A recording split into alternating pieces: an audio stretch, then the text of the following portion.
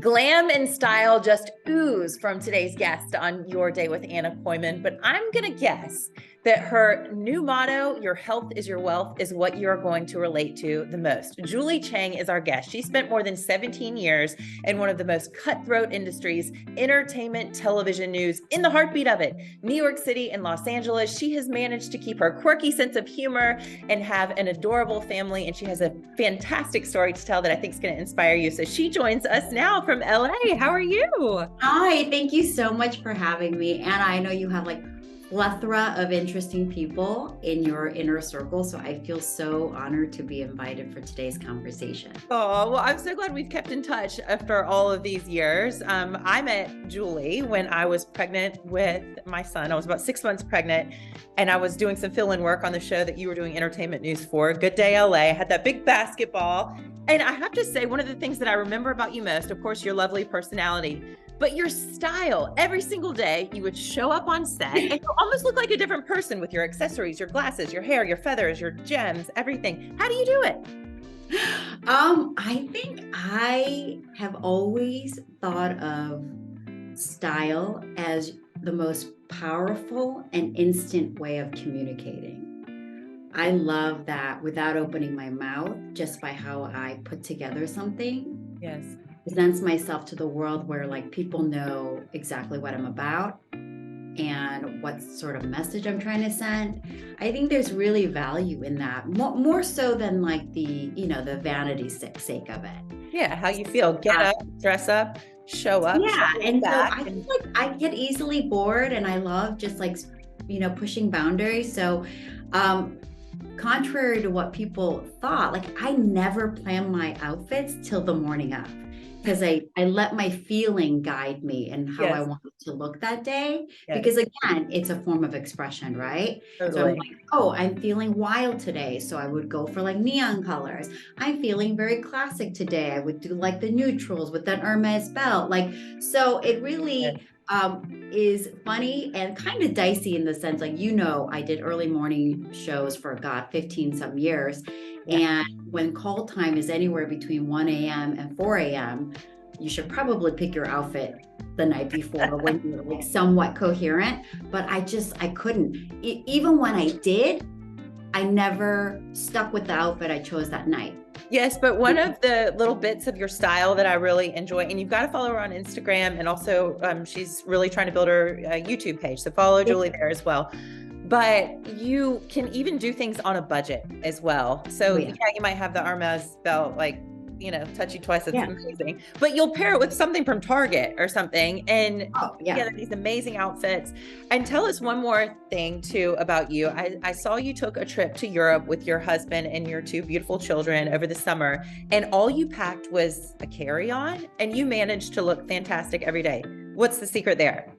I have a rule. I will never go anywhere for however long duration for with a luggage that's bigger than a carry-on.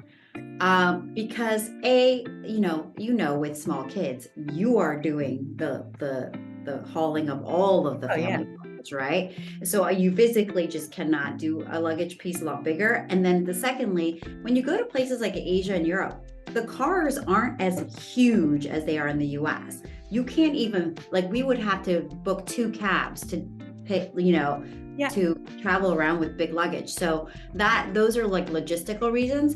But 2, I really feel like you don't need more than that. My secret is, this is funny. I often use full piece swimsuits as bodysuits. I know. And you'll pair it with a little just scarf. Like already, like, so if you pick like 3 bathing suits, then even if a bikini top, like if you throw on a blazer over top, you're good. Right? So that's like already you're crossing 2 birds with 1 stone in the sense like it's a shirt and a swimsuit. Yeah. My other thing is I don't pack more than 3 pairs of shoes. In fact, it's 2. It's usually a pair of flip-flops and a pair of dressier heels or like wedges. I love espadrilles because they're comfy, but they can also cross over into dress over. And then I wear the sneakers on the plane. So those like shoes take up huge amount of space, And if right? you got to work out, then you can wear the sneakers or just Right. do your yoga, which you're super Yeah. into as well.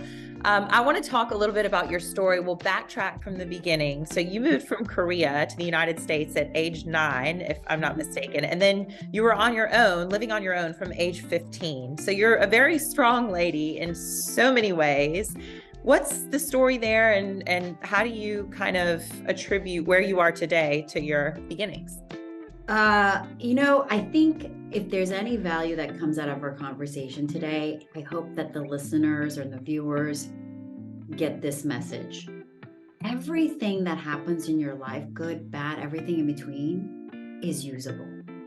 So for my instance, my parents moved back to Korea when I was 15. My dad, his job was transferred back. My mom suffered mental illness. So it wasn't like, she stayed behind with me, I would be in a better circumstance. She wasn't well. So my parents had to make the tough decision to leave me behind. I stayed in my family's home because my sisters are 7 and 8 years older. So they were already living in New York City. And so, so I have lived alone since I was 15. I never lived with another grown up from that point on. And while it was hard at that time, I grew up in a really safe town. I grew up in Ann Arbor, Michigan, so it wasn't like a high crime area where people should be concerned.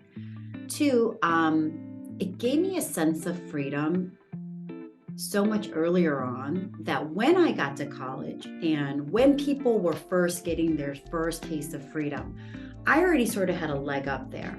Yeah, So you'd already kind of sown your oats a little bit in a way. So I was really able to be responsible and focus on what I wanted to do with my life when people were really just like, oh my God, I need to like party and, binge drink. Like I did that too, but I also had that freedom for so many years that it was a novelty to me anymore. Yeah. So I was thinking more about my career and my life path sooner than most. Well, the way I opened up this segment with you is talking about your style and glam and all of this time in the entertainment industry. But there's so many other facets of your life that I think are actually even more interesting. Like the entertainment stuff is the least interesting thing about you. It's incredible. But because that is also interesting too, just rattle off a few of the people that you got to meet when you were on the red carpet for so many years in those gorgeous dresses. I would say people always want like the dirt, right? They're like, who was nasty and who was amazing? And, they kind of want the extremes, then the middle part they don't find as interesting. But I will say, generally speaking, the common denominator of people that were really lovely were the people that were the most talented. Wow. If that makes sense. Yeah. So it was genuinely people who just felt no threat of their true talent. Yeah. So Meryl Streep was amazing. Like I interviewed her during Mamma Mia, and she actually lived just a few blocks from me in New York City. So we went to the same bakery, we had the same coffee spot. And so we found a lot of common ground. And then when I asked her about how she trained to sing so much in the movie when she's not a trained singer, she said that all of her family members were so annoyed about her singing that she would go in her closet, face the corner, and just belt it out. And she actually did it for me. So we both were sitting there during the interview, belting out ABBA songs. And I just couldn't believe how fun and silly and normal and grounded she was. And so story like that. Denzel Washington. Another funny one. Pardon me, Denzel Washington is amazing. Yeah. He noticed my style or appreciated my style right away and went on and on and on about my shoes, which, half of the time I'm flattered and half the time I'm freaking out because at those movie junkets, they give you 4 minutes to talk to the movie star. So I'm thinking okay, we can't spend 4 minutes talking about my shoes. We gotta talk about this movie. But I was super flattered and again, super talented to the point where he just knows he has no fear of his, talent being questioned. So he's super relaxed. He's Denzel Washington. So he's, he's a top guy. And so I really enjoyed talking to him. And I could think the harder ones are like at the Oscars, right? Where it's just, Okay. I describe it like almost like the 405. There's 3 lanes. There are Which the was like the lanes really that are busy highway in LA, if you aren't familiar. yeah, really busy highway. And then there's like the free for all lane where it's like the producers and the writers and everyone sort of like gets scurried in through one lane. And then there's like the Uber VIP lane. It's the Nicole Kidman. It is the Okay. Oprah. It's, you know, and a lot of those interviews are pre-booked, even though you're on the red carpet. Like the power publicists know where they're going to stop along the red carpet to talk to certain outlets. And because a lot of the entertainment industry are liberal in political view, when I would work for Fox and hold the Fox flag, that was really, really hard. Even though I'm like, hey, I'm just paying my bills. I'm just here to talk about your movie, which, by the way, is a 20th century Fox film. So, Yes. like, you know, let's like, it's a little hypocritical to take 20 million to do a Fox film, but you won't talk to Fox reporters. So anyway, I could go on and on about that all day long. But yeah, those are some of the interesting moments. But honestly, like, I think the biggest shame of covering like 8 Oscars and doing this for so long is that, like, if it wasn't for Google Pictures that reminded me it was like 7 years ago that I was like backstage with Barbara Streisand getting a whole behind the scenes tour, like, I genuinely wouldn't remember that happened. You wouldn't I would think remember. I that thought you were you're going to say the opposite. oh, That you would have no, I thought would that be it was like, just you're making up seconds stories. ago. There you go. No, it's because I was sleepwalking, you know? Oh, I was expected to wake up at 3 a.m., do the morning show, go yeah. home, sleep for a few hours, and then go cover events at night, Yeah. right? And so I was sleeping in Sleeping to fragments make of up like 2 this hours. and wake up and hello. Yeah, Yeah. during award season, I sure would sleep on with the lashes and the full makeup because I knew I just had a window of 2 hours to sleep before I had to be back on air. Yes. So, I mean, I think that's the catch-22, right? It's like, I had the dream job. Sure, it's pretty cush to like sit and talk to the who's who, you know, in the entertainment world. Yes. But then it's like, does it even count if I don't remember it? Yeah, no, I know exactly what you mean. I used to travel a lot, like every week I was on the road, right? And because it's morning TV, you got to go to bed. Like you can go to dinner and that's basically it. So it sounds amazing that you're going to all these amazing cities, but besides your shoot, you really don't have a lot of time to get out and enjoy it because of the urgency of live television, right? And got to hop on the next plane, go to the next live shot in your case. Let's talk about your health journey. And I really think a lot of people are going to get a lot out of this. I find a lot of inspiration on your Instagram page in a lot of ways. You had a really tough day. One day you're out surfing. It's one of your first few times. You get knocked in the face. Yeah. And you go and get your scans and everything, and they find a brain tumor. What happened? How life-altering has this been from emotional, physical, everything? Well, Anna, you know that if you are an on-air talent, rarely do you call out sick because it is an opportunity for someone else to fill in and audition for your seat. Yeah, it's a really cutthroat business, and the dialogue that there is not enough there aren't enough seats at the table. That message is constantly there. Mm-hmm. So I went from a girl who worked in New York for 10 years, who I don't think I ever called out sick. Like I would go in, you know, like crawling if I needed to.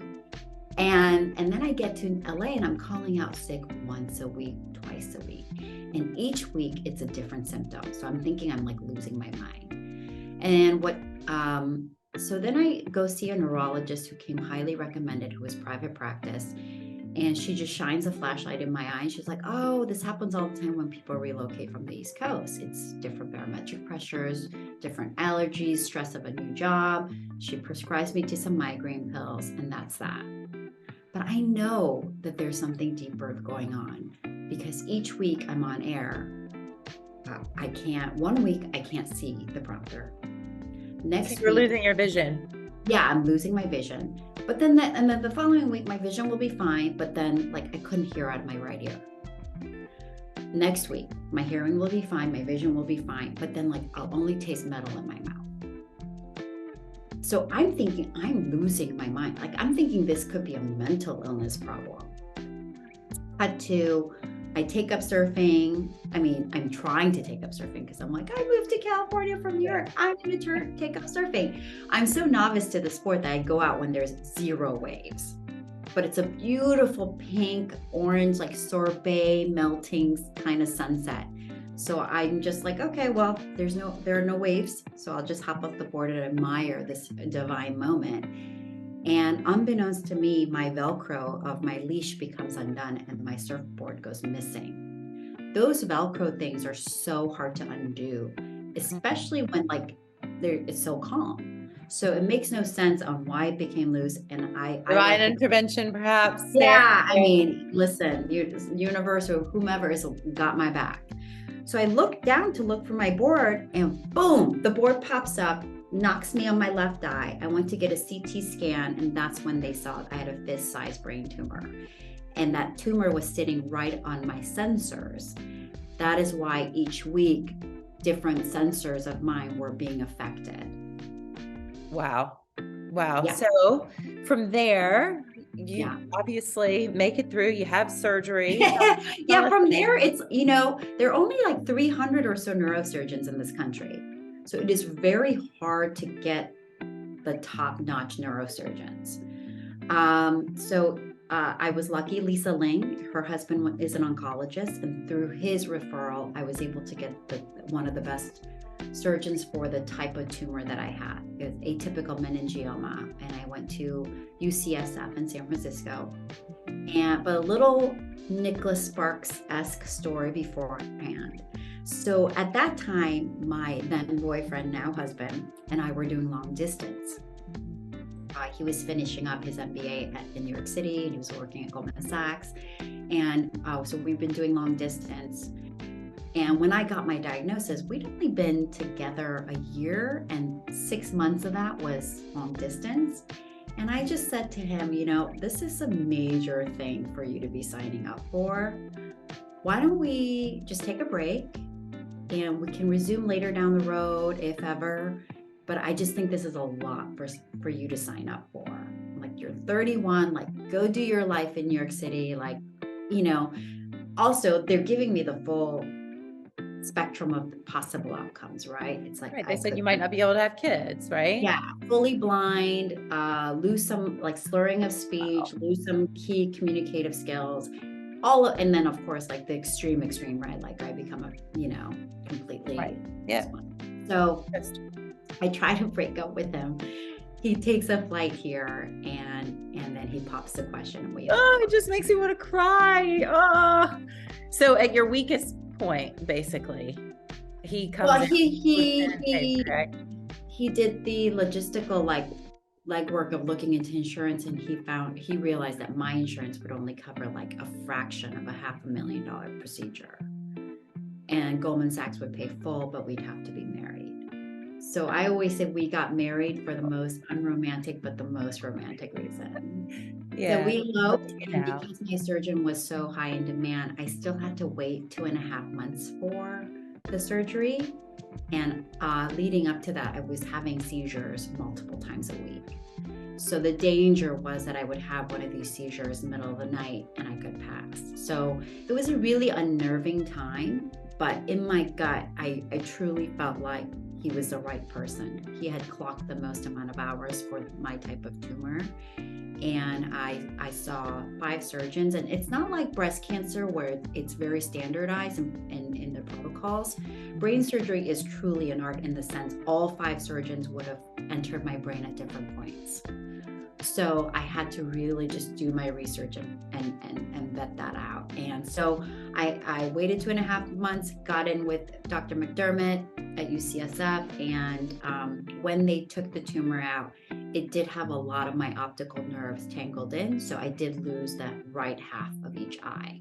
So I have impeded vision, like a lot of my peripherals gone. Right. But when you're in the ICU, look at what you did. But when you're in the ICU for 7 days or so, you quickly see that if you are even walking out of there, alive, you're walking alive. Like my setbacks are considered very unscathed in the terms of brain surgeries go. Yeah. And you don't have to see to have vision. That's right. And you have such a strong vision. And it seems like, I mean, this obviously was clearly a life-changing event for you, for your husband, for your kids.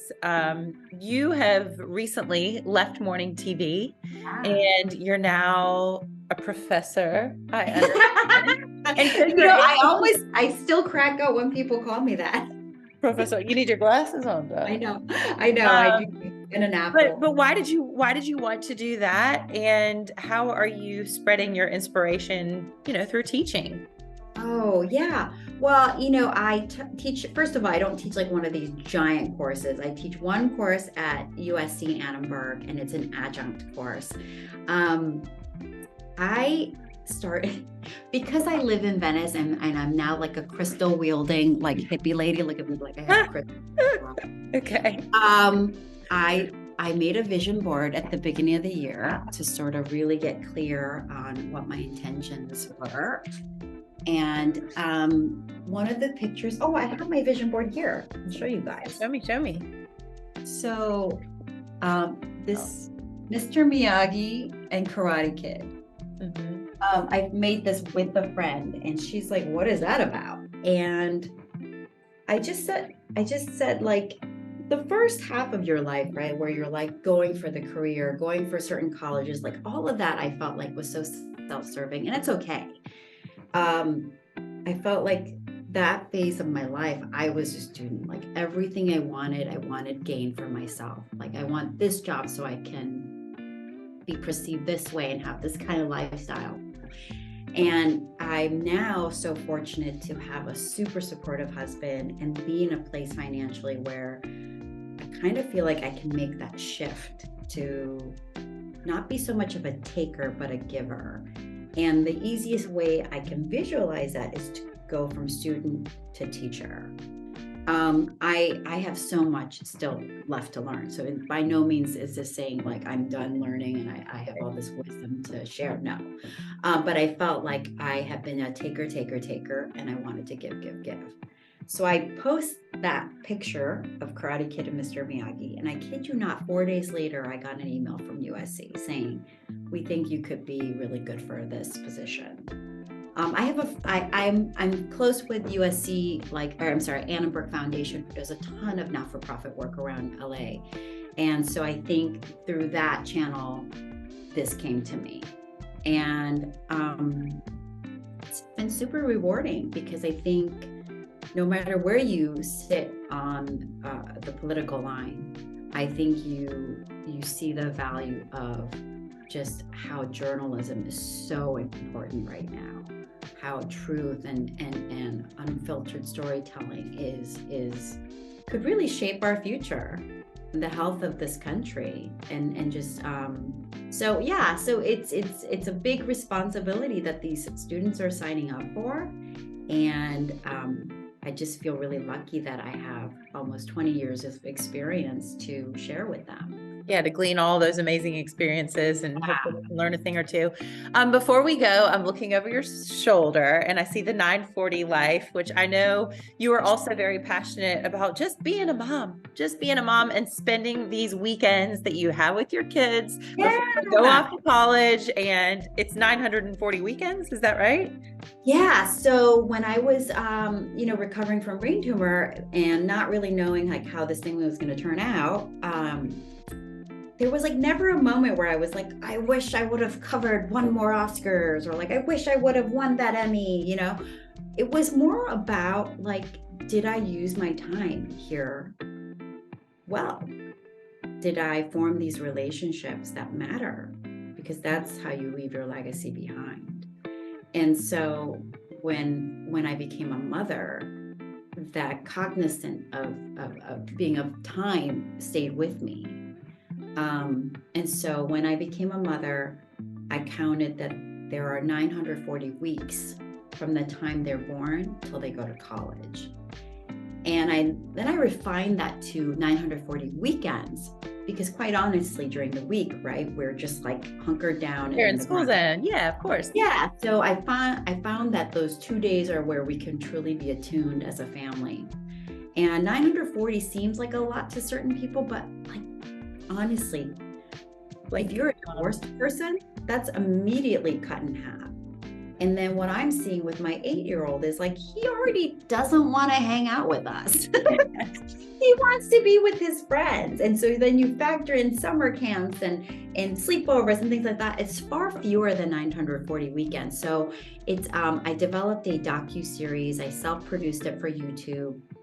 And these time-tested methods of slowing down time and really forming deep connections with those you care about the most.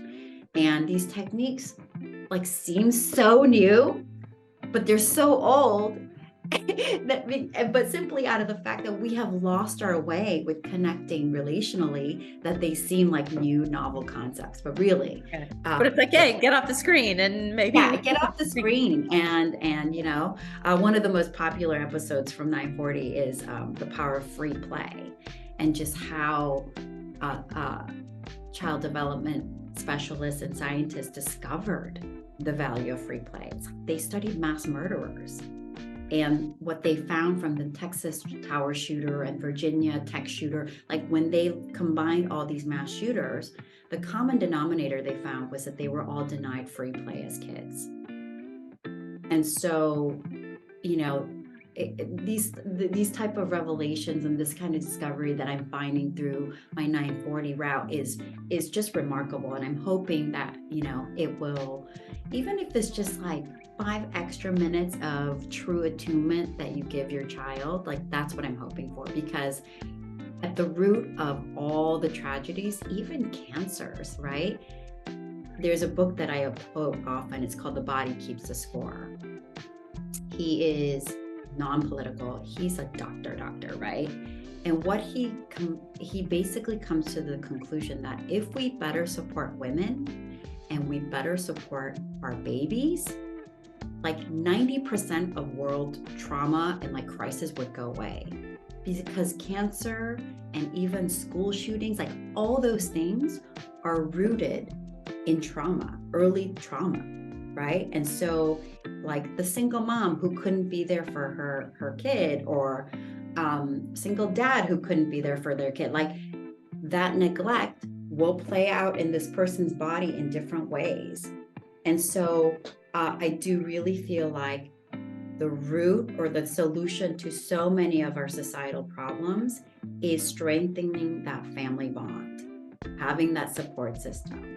Because so far, I feel like we are putting band-aids on everything, even like homelessness, right? It's like, how did that person not have a nuclear circle to drift and go into drugs and find like utter poverty or not find? Why didn't they get a safe place to fall? We all need a safe place to fall. Exactly. It's the breakdown of the family unit. And that's why you don't see these type of problems in a lot of the cultures that have really tight-knit family units. So that's my goal with 940, is that just make people aware of how fleeting time is and how important it is to have that foundation. Because until then, you are going to be continuously building a house on a muddy hill. It's going to keep sliding down until you have that firm foundation. Yeah. So that's 940. So that's the 940 life. And you can find all of that on YouTube as well and follow along. She has the cutest kids and husband as well. Before we go, are there any other projects? You're so multi-passionate. It's hard to wrap you up. I'm going to be in a movie. Yeah, thank you. You know what? I just, again, like same with dressing, I get easily bored and I just constantly need to be amused. And so I have my hand in so many cookie jars, and one of them is being an actor. So I will be filming the movie Skincare starring Elizabeth Banks very soon. I shot a movie last month called Rock Bottom. So as long as you follow me on Instagram at Truly Julie Chang, and YouTube, same handle at Truly Julie Chang, I will keep you abreast of all those things and when the movies are coming out. And I always show you really cool behind the scenes moments on these movie sets, because it's still really new and exciting to me. But to break this full circle about my love for high-low fashion, I made these earrings just yesterday. Ooh, and they're beachy. They're Yeah, so so I cute. made a vow to myself that I wouldn't buy any new piece of clothing this year. So this is thrifted. Yeah. Because clothing industry is like super Yeah, polluted. fast fashion is. We just did a But segment. yeah, so I got this shell in Hawaii during my winter break vacation, and I just glued a clasp on back. Ooh, and you know what? That's a good little fashion secret as well, that they are clip-ons, right? So they don't They drag. don't hang. Yeah, yeah. Cool. But yeah, so I think my whole outfit was probably, I don't know, $10. Amazing. You're upcycling too. Love it. Yeah, totally. Well, Julie, thank you so much for coming on Your Day with Anna Koyman. Thanks for spending so much time with us today, and just for staying in touch over all of these years. You've been a good And friend. Anna, I am so glad that you're back stateside and that you're back on the screen, because I have been around a lot of TV talent throughout my life, and I have to say you're one of the most naturally talented people in this space. Oh, don't make me cry. That's sweet. No, I mean, I just think it's like, God gives you this gift, and it's your gift to God to use it in a way that is useful and meaningful to others. And I think that I think it's undeniable when we watch you. Oh, well, you are so sweet. Thank you for that. And all of you at home, please like, comment, save, share, subscribe, do all the things. Make sure you find Julie Chang on Instagram and YouTube and follow her there as well. Hit the notification bell so you find out when we release all of our videos. We'll see you next time. Thank you, Julie. Bye. You're welcome, Anna. Mwah!